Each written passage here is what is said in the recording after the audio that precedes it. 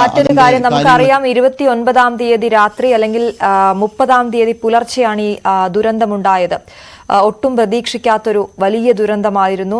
അതേസമയം ചെറിയ അപായ സൂചന ലഭിച്ചപ്പോൾ അവിടെ നിന്നും മാറി ബന്ധുവീട്ടിലേക്കൊക്കെ പോയ കുറച്ചാളുകൾ, വളരെ കുറച്ചാളുകൾ ഉണ്ടായിരുന്നു. അവർക്കിപ്പോഴും ആ ഞെട്ടലിൽ നിന്ന് അവർ മാറിയിട്ടില്ല എന്നുള്ളതാണ്. അവരുടെ മാനസികാവസ്ഥയും വളരെ ഭീകരമാണ്. അതായത് ദുരന്തത്തിന് തൊട്ട് മുൻപ് അവിടെ നിന്ന് മാറി, ആ രാത്രി അവിടെ നിന്ന് മാറി മറ്റു വീടുകളിലേക്ക് പോയി ജീവൻ രക്ഷപ്പെട്ടവരാണ് അവർ. ഒന്നും കയ്യിലെടുക്കാതെയാണ് അവരും പോയിട്ടുള്ളത്. അവരുടെ അത്രയും സമ്പാദ്യം, പ്രധാനപ്പെട്ട രേഖകൾ, സർട്ടിഫിക്കറ്റുകൾ, അവരുടെ സ്വർണ്ണാഭരണങ്ങൾ ഒന്നും കയ്യിലെടുക്കാതെയാണ് അവർ ജീവനും കൊണ്ട് മറ്റൊരിടത്തേക്ക് മാറിയത്. ഒപ്പം ഈ മരിച്ചവർ, ഈ പ്രളയത്തിൽ ജീവൻ നഷ്ടമായവർ, ഒരു കുടുംബം ഒന്നടങ്കം പോയ ആളുകളുണ്ട്. അവരൊക്കെ തിരയുന്നത്, അല്ലെങ്കിൽ ഈ ബാക്കിയായവർ, അതിജീവിച്ചവർ ഇപ്പോൾ തിരയുന്നത് അവരുടെ എന്തെങ്കിലുമൊക്കെ രേഖകൾ, അവരുടെ ബന്ധുക്കളുടെ എന്തെങ്കിലുമൊക്കെ രേഖകൾ, അല്ലെങ്കിൽ സ്വർണ്ണാഭരണങ്ങൾ, അവരുടെ സമ്പാദ്യം എന്തെങ്കിലുമൊക്കെ അവിടെ അവശേഷിക്കുന്നുണ്ടെങ്കിൽ അത് അവർക്ക് ലഭിക്കണം എന്നുള്ളത് അവരുടെ അവകാശം കൂടിയാണ്.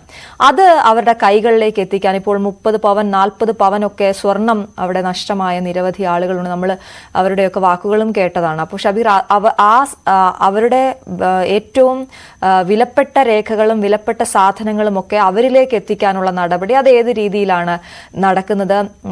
അതിനെക്കുറിച്ച് നമുക്ക് എന്തെങ്കിലും വ്യക്തതയുണ്ടോ?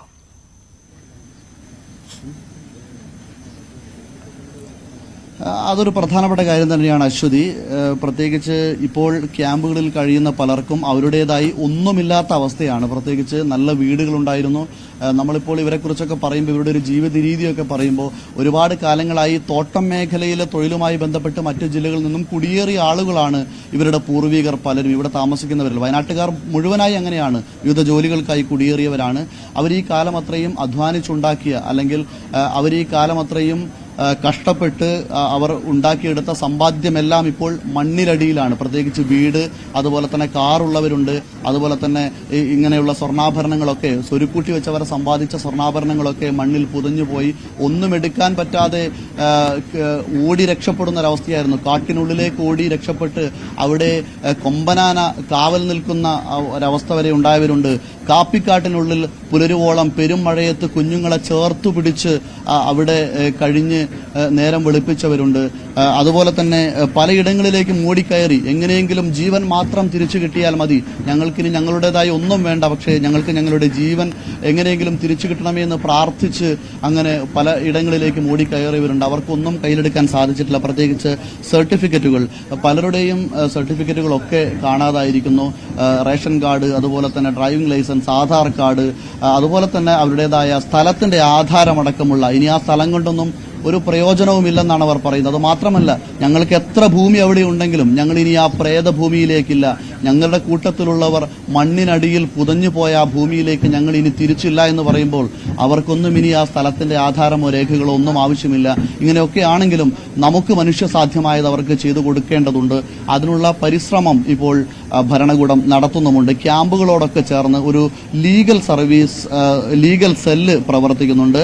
ഇപ്പോൾ നമ്മൾ ഇന്നലെയൊക്കെ നമ്മുടെ മേപ്പാടി ക്യാമ്പിലൊക്കെ അത് കണ്ടതാണ്. ആ ലീഗൽ സെല്ലിൽ പോയി എന്തൊക്കെ രേഖകളാണോ നഷ്ടപ്പെട്ടത് അതെല്ലാം അവിടെ രജിസ്റ്റർ ചെയ്യാനുള്ള ഒരു സൗകര്യം ഏർപ്പെടുത്തിയിട്ടുണ്ട്. അപ്പോൾ ഇപ്പോൾ എല്ലാവരും ആദ്യത്തെ 2 ദിവസം കഴിഞ്ഞപ്പോൾ ഓരോരുത്തരായി വന്ന് ഈ ലീഗൽ സെല്ലുമായി ബന്ധപ്പെട്ട് അവിടെ കൗൺസിലേഴ്സ് ഒക്കെ ഉണ്ട്. അവരോട് നഷ്ടപ്പെട്ട എന്തൊക്കെയാണ് നിങ്ങൾക്ക് നഷ്ടപ്പെട്ടതെന്ന് അങ്ങോട്ട് ചോദിച്ച് അവരുടെ വിവരങ്ങളൊക്കെ ശേഖരിച്ച് അത് രേഖപ്പെടുത്തുന്ന ഒരു പ്രവർത്തനം ഇപ്പോൾ നടക്കുന്നുണ്ട്.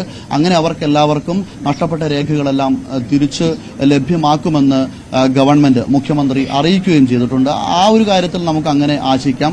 അതൊരു വലിയ പ്രതീക്ഷ തന്നെയാണ്. പക്ഷേ അശ്വതി സൂചിപ്പിച്ചതുപോലെ തന്നെ സ്വർണ്ണാഭരണങ്ങളൊക്കെ 40ഉം 50ഉം പവൻ സ്വർണ്ണമൊക്കെ ഉണ്ടായിരുന്ന ആളുകളൊക്കെ ഉണ്ട്. അതൊക്കെ സൂക്ഷിച്ചിരുന്നത് പലപ്പോഴും ലോക്കറുകളിലൊന്നുമല്ല. അങ്ങനെ ലോക്കറുകളിലൊന്നും സൂക്ഷിക്കുന്ന ഒരു രീതി പ്രത്യേകിച്ച് നാട്ടുംപുറത്തൊന്നുമില്ല.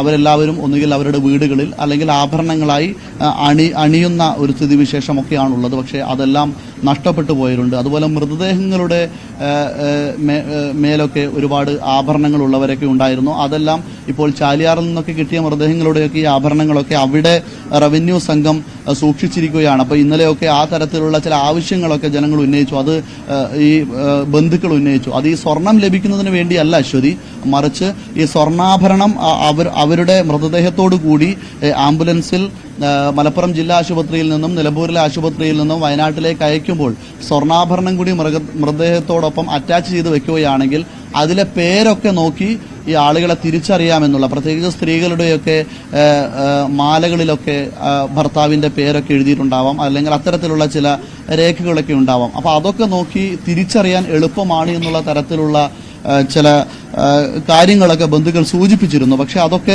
എത്ര കണ്ട് പ്രായോഗികമാണ് എന്നുള്ളതും നമുക്ക് പരിശോധിക്കേണ്ടി വരും. കാരണം ഈ ആംബുലൻസുകളിലൊക്കെ പല ആളുകളിലൂടെയാണ് മൃതദേഹങ്ങളൊക്കെ കടന്നു വരുന്നത്. അപ്പോൾ ഇതൊക്കെ സുരക്ഷിതമാണോ എന്നുള്ള ഒരു പ്രശ്നം വരുന്നുണ്ട്. അതുകൊണ്ട് തന്നെയാണ് റവന്യൂ സംഘം ഈ ആഭരണങ്ങളൊക്കെ അവിടെ കവറുകളിലാക്കി അവരുടെ ആ ബോഡിയുടെ ഒരു ഐഡന്റിഫിക്കേഷൻ മാർക്കോട് കൂടി സൂക്ഷിച്ചിരിക്കുകയാണ്. അതൊക്കെ പിന്നീട് ബന്ധുക്കൾക്ക് തിരിച്ചു കൊടുക്കാനുള്ള ഒരു സംവിധാനം ഉണ്ടാകും. പക്ഷെ അതൊക്കെ വളരെ തുച്ഛമായി കുറഞ്ഞ ശരീരത്തിൽ മരണപ്പെട്ടവരുടെ ശരീരത്തിൽ അണിഞ്ഞത് മാത്രമാണ്. പക്ഷേ നേരത്തെ പറഞ്ഞതുപോലെ തന്നെ അവരുടെ വീടുകളിലൊക്കെ ഉണ്ടായിരുന്ന അത്തരത്തിലുള്ള പണം, സ്വർണം, അങ്ങനെ എല്ലാം ഇപ്പോൾ ഭൂമിക്കടിയിൽ, മണ്ണിനടിയിൽ, അല്ലെങ്കിൽ ചാലിയാറിന്റെ ഓളങ്ങളിൽ, അല്ലെങ്കിൽ കടലിന്റെ ഓളങ്ങളിലേക്ക് ഒഴുകിപ്പോയതുണ്ടാവാം. അതൊക്കെ ഇനി അവർക്ക് തിരിച്ചു കിട്ടുക എന്നുള്ളത് വലിയ പ്രയാസമാണ്. പിന്നെ അതുമാത്രമല്ല, അതൊക്കെ പരിശോധിക്കാൻ വേണ്ടി ഇപ്പോൾ അവർക്കൊന്നും ഇങ്ങോട്ടേക്ക് വരാവുന്ന ഒരു സാഹചര്യവുമല്ല. അവരുടെ കൂട്ടത്തിലൊക്കെയുള്ള സന്നദ്ധ പ്രവർത്തകരായ യുവാക്കളൊക്കെയാണ് ഇപ്പോൾ തിരച്ചിലിനൊക്കെ നേതൃത്വം കൊടുത്തുകൊണ്ട് അവിടെയൊക്കെ പരിശോധിക്കുന്നത്. ഏതായാലും ഏതെങ്കിലും തരത്തിൽ എന്തെങ്കിലുമൊക്കെ കിട്ടുകയാണെങ്കിൽ ആർക്ക് കിട്ടിയാലും അത് ഉദ്യോഗസ്ഥരെ ഏൽപ്പിക്കുന്നുണ്ട്. അങ്ങനെ ഇതിന്റെ അവകാശികളിലേക്ക് ഇത് കുറച്ചെങ്കിലും എത്തുകയാണെങ്കിൽ അതൊരു വലിയ കാര്യമാണ് എന്നുള്ള തരത്തിൽ തന്നെ, അല്ലെങ്കിൽ അത് ഇപ്പോൾ മനുഷ്യന് നൽകാൻ പറ്റുന്ന ഏറ്റവും പ്രധാനപ്പെട്ട കാര്യം, അവരുടേതായി എന്തെങ്കിലും കിട്ടുകയാണെങ്കിൽ അത് സ്വർണമാണെങ്കിലും പണമാണെങ്കിലും സർട്ടിഫിക്കറ്റുകളാണെങ്കിലും അതല്ല അവരുടെ മൃതദേഹങ്ങളാണെങ്കിലും എല്ലാം അവരുടെ കുടുംബങ്ങളുടെ കൈകളിലേക്ക് എത്തുന്നതിന് വേണ്ടിയുള്ള ഒരു പ്രവർത്തനങ്ങൾ ആ തരത്തിൽ തന്നെയാണ് സന്നദ്ധ പ്രവർത്തകരും ഉദ്യോഗസ്ഥരും സൈന്യവും ഒക്കെ ചെയ്തുകൊണ്ടിരിക്കുന്നത്. ഇന്നലെയൊക്കെ അങ്ങനെ ചെറിയ രീതിയിലൊക്കെ ചില സാധനങ്ങളൊക്കെ കിട്ടി, അതൊക്കെ റവന്യൂ സംഘം ഏറ്റുവാങ്ങുന്നതൊക്കെ നമ്മൾ കണ്ടിരുന്നു. അങ്ങനെ ഏതായാലും അശ്വതി, അവരിന്നോളം ഉണ്ടാക്കിയെടുത്തതെല്ലാം ഈ ഒരു മഹാപ്രളയത്തിൽ ഒലിച്ചുപോയി. ഇനി അവർക്ക് ആദ്യം തൊട്ട് ജീവിതം കരുപിടിപ്പിക്കേണ്ടി വരും. അതിനൊരു പക്ഷേ അവരവരുടെ ഒരു ആയുസ് മുഴുവൻ അവർ സമ്പാദിച്ചതെല്ലാം നഷ്ടപ്പെട്ടപ്പോൾ ഇനി അവർക്ക് ഇതെല്ലാം വീണ്ടെടുക്കാൻ അവർക്ക് ഒറ്റയ്ക്കൊരു പക്ഷേ സാധിച്ചെന്ന് വരില്ല. അതിന് സുമനസ്സുകളായ കരളുറപ്പുള്ള കേരളം അവരോട് കൂടെ ഉണ്ടാകുമെന്നുള്ള ഒരു പ്രതീക്ഷയാണ് ക്യാമ്പുകളിൽ കഴിയുന്ന അവരെ ഇപ്പോൾ മുന്നോട്ട് നയിക്കുന്നത്. ഇന്നലെയൊക്കെ ക്യാമ്പുകളിലെ ഒരു സ്ഥിതി ഒരല്പം ഭേദപ്പെട്ട നിലയിലായിരുന്നു. ആദ്യത്തെ 2 ദിവസം എല്ലാം ഒരു ശോകമായിരുന്നു. അവരുടെയൊക്കെ കണ്ണുകളിൽ ആ ദൈന്യത മാത്രമാണ് നമ്മൾ കണ്ടത്. അവരോടൊന്നും നമുക്കൊന്നും ചോദിക്കാൻ പോലും പറ്റുന്നില്ല. അതിലൊക്കെ ചില നല്ല മനക്കരുത്തുള്ള, ഇന്നലെ ഒരു സ്ത്രീയെ നമ്മൾ കണ്ടു, ഒരു റസീന എന്ന് പറയുന്ന, അവരുടെ 2 മക്കളെയും തൊട്ടപ്പുറത്തെ വീട്ടിൽ നിന്നും പുഴയിലൂടെ ഒഴുകി വരുന്ന 2 മക്കളെയും പുഴയിലേക്ക് എടുത്തു ചാടി അവരെ കൂടെ ചേർത്തു പിടിച്ചുകൊണ്ട് അവർ ഒന്നുകിൽ ജീവിതത്തിലേക്ക് അല്ലെങ്കിൽ മരണത്തിലേക്ക് എന്നുള്ള രീതിയിൽ മുന്നോട്ട് നീങ്ങിയ ഒരു പെണ്ണിന്റെ കഥ നമ്മൾ ഇന്നലെ കണ്ടു. അതുപോലെയുള്ള ഒരുപാട് പേരുണ്ട്. അവരൊക്കെ മനസ്സ് തുറന്നത് ഇന്നലെയാണ്. കാരണം ആദ്യത്തെ 2 ദിവസം അവർക്കൊന്നും മിണ്ടാൻ പോലും സാധിക്കുന്ന ഒരവസ്ഥയിലായിരുന്നില്ല. പക്ഷേ ഇന്നലെയൊക്കെ ക്യാമ്പുകളിൽ അവർ ഈ ജീവിതത്തിലേക്ക് മെല്ലെ തിരിച്ചു വന്നുകൊണ്ടിരിക്കുന്നു. അവർക്ക് ഈ നഷ്ടപ്പെട്ടതിനെക്കുറിച്ചും അല്ലെങ്കിൽ ഉണ്ടായ ഈ വലിയ ഈ ഭീകരമായ സംഭവത്തെക്കുറിച്ചൊക്കെ അവർക്ക് മനസ്സിലായി തുടങ്ങിയിരിക്കുന്നു. ഇനി അതോർത്തിരുന്നിട്ട് കാര്യമില്ലെന്നുള്ള ബോധ്യത്തിലേക്ക് കൗൺസിലർമാരും സന്നദ്ധ പ്രവർത്തകരും എല്ലാവരും ചേർന്ന് അവരെ മെല്ലെ തിരിച്ചു കൊണ്ടുവരികയാണ്. അപ്പോൾ അങ്ങനെ അവർ മെല്ലെ ജീവിതത്തിലേക്ക് കടന്നു വരുമ്പോൾ നമുക്ക് അവരുടെ ഈ വിഷമങ്ങളെല്ലാം മാറ്റിയെടുക്കാൻ അതിന് കേരളം ഒറ്റക്കെട്ടായി ഉണ്ടാകുമെന്നുള്ളത് തന്നെയാണ് പ്രധാനം. ഇപ്പോൾ നമ്മുടെ ദൃശ്യങ്ങൾ കാണുന്നത് പോലെ സൈന്യത്തിനോടൊപ്പം സന്നദ്ധ പ്രവർത്തകർ എല്ലാവരും ഒത്തുചേർന്നുകൊണ്ട്, ആരും ഒന്നും പ്രതീക്ഷിച്ചുകൊണ്ടല്ല എന്നുള്ളതാണ് ഏറ്റവും പ്രധാനപ്പെട്ട കാര്യം. നമുക്കിവിടെ ഇന്ന് രാവിലെ ഞാൻ കണ്ട മനോഹരമായൊരു ദൃശ്യം അശ്വതി, സൈന്യത്തിന് ഇതിന്റെയൊക്കെ ഒരു മൂവ്മെന്റിനെ സംബന്ധിച്ച് കൃത്യമായ ധാരണയുണ്ട്. അവർക്ക് അതിനുള്ള പരിശീലനമുണ്ട്. പോലീസിനാണെങ്കിലും ഫയർഫോഴ്സിനാണെങ്കിലും NDRFനാണെങ്കിലും ഒക്കെ അതുമായി ബന്ധപ്പെട്ട് പരിശീലനമുണ്ട്. പക്ഷേ ഈ സന്നദ്ധ പ്രവർത്തകർക്ക് വലിയ രീതിയിലുള്ള ഒരു പരിശീലനം കിട്ടിയവരല്ല. പക്ഷേ അവരും സൈന്യം എങ്ങനെയാണോ മൂവ് ചെയ്യുന്നത് അതുപോലെ തന്നെ ആജ്ഞകൾക്ക് കാത്തു നിൽക്കുന്നു, അല്ലെങ്കിൽ ഉദ്യോഗസ്ഥരുടെ നിർദ്ദേശങ്ങൾക്ക് കാത്തു നിൽക്കുന്നു. ഷബീർ പറഞ്ഞതുപോലെ ഇനി നമ്മൾ ശ്രദ്ധ കേന്ദ്രീകരിക്കേണ്ടത്, ശ്രദ്ധ കൊടുക്കേണ്ടത്, പ്രഥമ പരിഗണന കൊടുക്കേണ്ടത് ആ ക്യാമ്പുകളിൽ കഴിയുന്ന അവർക്ക് തന്നെയാണ്. അവരുടെ പ്രതീക്ഷകൾ ഇനി നമ്മളാണ് പിടിച്ചുയർത്തേണ്ടത്. അവരെ ജീവിതത്തിലേക്ക് തിരികെ കൊണ്ടുവരേണ്ടത് നമ്മളാണ്. നമുക്കറിയാം, മുഖ്യമന്ത്രിയുടെ ദുരിതാശ്വാസ നിധിയിലേക്ക് നിരവധി ആളുകൾ സഹായം എത്തിക്കുന്നുണ്ട്. നമ്മുടെ തന്നെ സ്ക്രീനിൽ അതിന്റെ QR കോഡ് പ്രേക്ഷകർക്കായി നൽകിയിട്ടുണ്ട്. അത് സ്കാൻ ചെയ്ത്